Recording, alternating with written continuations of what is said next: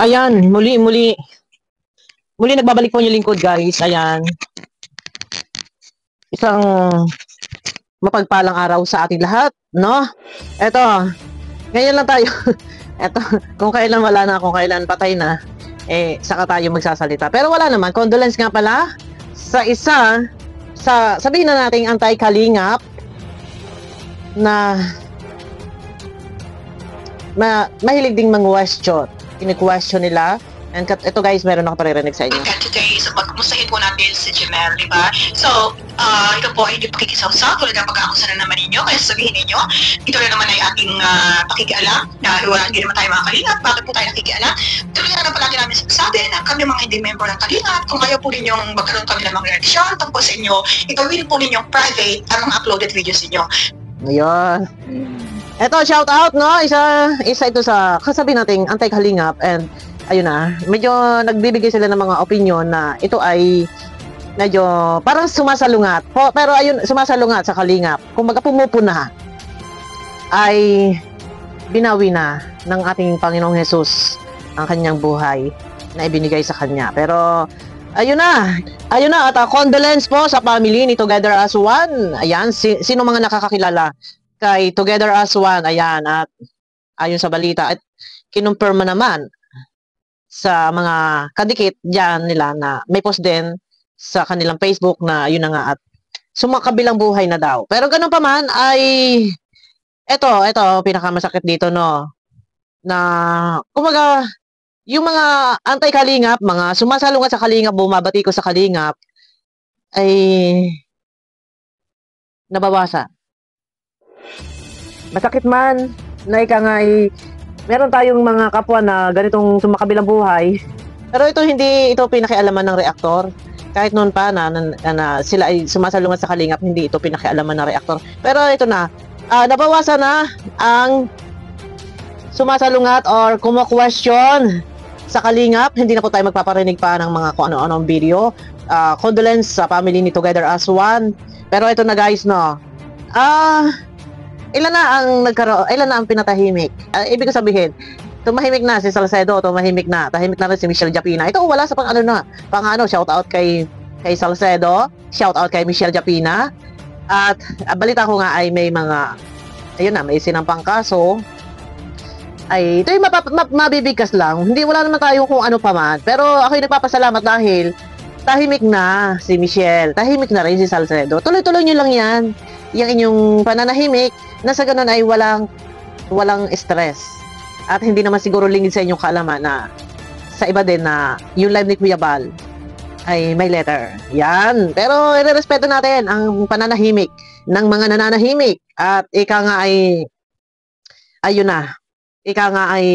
ang buhay ay weather lang, at hindi natin masasabi ang buhay kung hanggang kailan tayo mabubuhay sa mundong ibabaw. Gawin nating masaya nandyan man, pero huwag tayong magpaka-serious.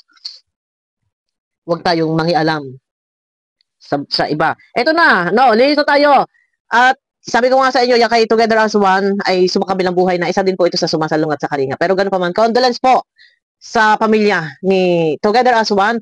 Kahit man si Together as One, si ay, kung sabihin natin, merong mga panguusig or mga question, mga katanungan, at hindi sinasang-ayunan ang galawan ng mga kalingap, ay never po kami dyan na nakipag-rebattle. Kasi medyo maedad na nga ito si Madam Together as One, and may sakit. So, hindi po namin yan pinakialaman. Pero ganun pa man, ay condolence po. Yan, ito na. Topic tayo. Tungkol dito kay Reyna. Ano ba si Reyna? Ginto? Si Reyna. Ang daming mga, mga kala mong pag-aari, kala mong sila yung naka-scout, kala mong sila yung nakatulong na kung hindi naman na-scout ni Supermac and refer kay Kalinga Prab, pinasa kay Kalinga Prab, ay hindi naman makikilala ng itong mga sobrang makipaglaban at inangkin na, inari na itong si Reyna. No? Ano ang mga karapatan ninyo? Ano ang karapatan ninyo? Ha? Para kayo mga ayun, ano si Reyna? Tingilan na ninyo si Reyna. Ang sinasabi nila, yung kapon nila Rowin ay yung mga, meron pang isa yung tomboy, sino ba tomboy tong finger licking good na to? Tumigil na raw ang mga taga-kalingap. Huwag na daw reaksyonan at huwag na raw puntahan Ni Kalinga Prabog na raw reaksyon na ni Kuya Bal kasi nag-reaction si Kuya Bal dito sa mga bakbakan ng mga itong mga kay Robin ay si Hasa kalaban na eh. Si Hasa kumbaga panig na dito eh. Ay kasabi-sabi ay bakit baga tantanan na ninyo? Si Reyna ayun na sabi tantanan na raw ng mga taga-Kalinga ang kakapal. Ang kakapal ng mga mukha. Natantanan na daw si Reyna. Sino ka? Sino kayo? At ang kakapal ng mga pagmumukha nyo. Kayo to! Mga wak-wak kayo. Mga wak-wak na walang kabusugan. Ang kakapal ng mukha ninyo, sasabihin ninyo, tantanan na ninyo. At ito naman si Rowena. Guys, hindi ka kinikilabutan sa kaka-update mo na yung 45 square meter.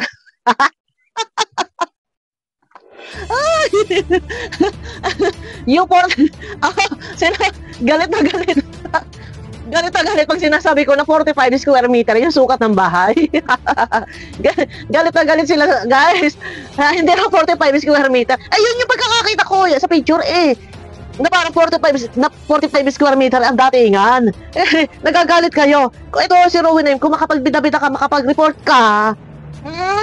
Kung makapag-report ka na, ito na guys, bunggang-bungga bahay. At ginawa pang ganito, may mga kontraktor na talagang mga, at tawag ito, mga pang US daw yung mga, pang US daw yung mga trabahador, mga dalawang pang, mga dinaig para mga engineer. O ito, makapag-report ka, wala kang kahihiyang talaga. Ang sarap. Pugpog na yung mukha mo sa kakapalan ng hapog. O, tuloy, teka muna. Utras ka, makapag-report ka, kala mo kay Wagat. Kumusta na po ang inyong mahal na Reyna? O. Ng 1 buwan at 4 na araw, ito na ang Ako dito natatawa. Ay, para bang teleserye, telenovela. Parang ako po ang inyong telenovela. Pakinggan nyo. Natatawa na. Ayan. Matatawa na naman ako dito sa boses ni Rowena na ito. Teka, ayan, tuloy. Sa loob ng 1 buwan at 4 na araw, ito na ang kinalabasan ng bahay ni Reyna. Alam mo, pwede ka pakapalik ka ni Charo Santos. Sa loob ng 1 araw at natapos ang bahay ni Reyna. Dahil ito naman ay napakaliit at 45 square meter lang.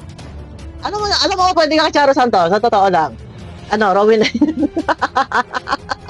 Pakinggan nyo guys, sa loob ng 4 na buwan ay naglaho, binuhat ng buhawi.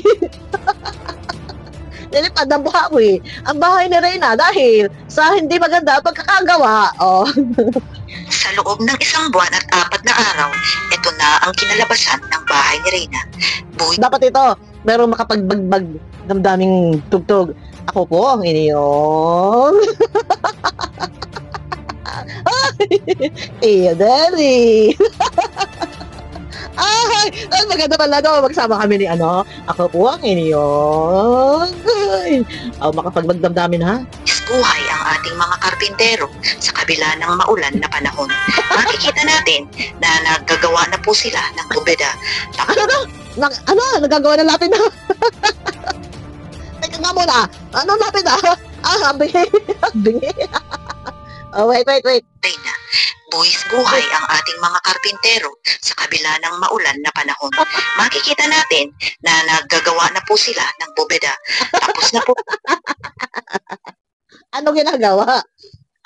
Anong kopida? Lapid na kopida. At buwis buhay daw, mga karpentero. Pambihira ka, mag-report ka. Kainaman ka. Hinahinay ka ha. At yung mga wakwak ng ganyan ay unti-unti na nababawasan na ang mga tay-kalingap. Ay, baka ikaw ay bukas ng kalawa ay nako ko, Diyos ko korode. Ay, magpakarimit ka na. At malang mahalang ataon. Ako po ang inyong Charo Santos. Ang bubong ng pabahay ni Reyna at makikita natin kung gaano katibay ang mga materyales na nilagay dahil ginawa pa po itong exercise machine ng ating. Dahil ginawa lang na 40 square meter ang lupa ni Reyna at ang budget ay inipit. Mga karpintero. Nandito naman tayo kung saan ay pinipinturahan natin, partially ang mga pader ng pabahay. Ang pera. Nandito na naman tayo at ibinabulsa natin Good vibes ha. Huwag ka magagalit sa akin, ha? Para kay Reyna. Para sa kinabukasan ni Rowin eh. Sa loob at sa labas nito ay makikita natin. Ang alin? Ang kung chandelier. May chandelier yan. Sa loob at labas daw ay makikita daw ang ano. Utaras na buhay ito. Nagpatayo pa kayo ng bahay. Diyan pa sa gubat. Anak na tipaklog. Man lang ang dinala ninyo sa syudad. Pambihira kayo. Ano? Nandito tayo sa gubat. Kasulido at gaano kapulido ang ginagawa ng ating mga karpintero. Ito naman ang magiging banyo ni Reyna. Maliit man ito, pero ito naman ang magiging banyo ni Reyna. At ito naman ang magiging lababo. Ang budget nito ay 1 milyon. Pero pasensya na kayo at 45 square meter lang at wala po itong ikalawang palapag. Dahil ang pera po ay ipanghihingi pa. Ipanlilimos pa natin. Gagamitin natin sa pundo. Nasaan na pangako mo 3 story at saka kutsi. Ako ang inyong lingkod, Charo Santos.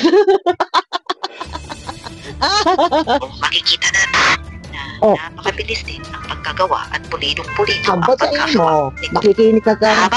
Makikita natin at malinis na malinis at pulitong-pulido.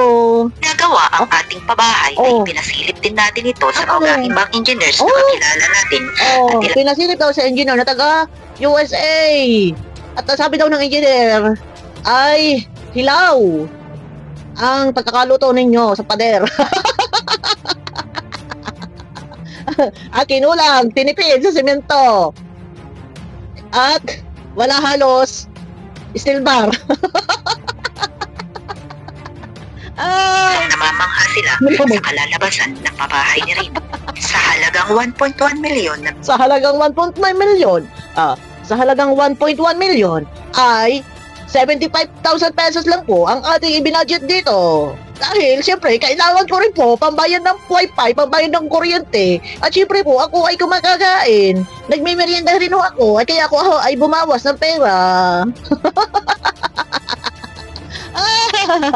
Pinagtulungan ng bawat isa sa atin kasama ang ating mga big time sponsors dito sa kasama ang ating mga big time sponsor. Ako po ang inyo.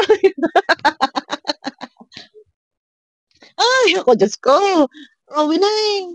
Ay, pinatingnan natin sa mga engineer sa kalam na sabi ng engineer ay hilaw po ang simento, tinipid sa simento at kulang sa steel bar at walang mga biga. Ay paano iyan? Pag yan ay lumindol, ay di bagsak, tigok, patay. Guys, manood nga kayo ng live ni Kuya Val, ang bakbakan ng mga bida-bida. Bida-bida. Itong mga company Rowin name.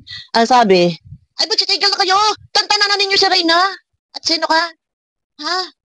Sino ka? Kumusta na pala? Kaya sa mga ko sa akin next video, ay, naku, abangan ninyo mga live ni Kuya Val, ha? Bakbakan yan. Ang debatihan ni Melanie. Magdidebate si Melanie, si Hasa, si Berador Tikwa, si Rowin, tsaka yung pang-isa na, ba yung si finger licking good na yun, yung tomboy. Finger licking good. Guys, abangan nyo ako sa aking next video.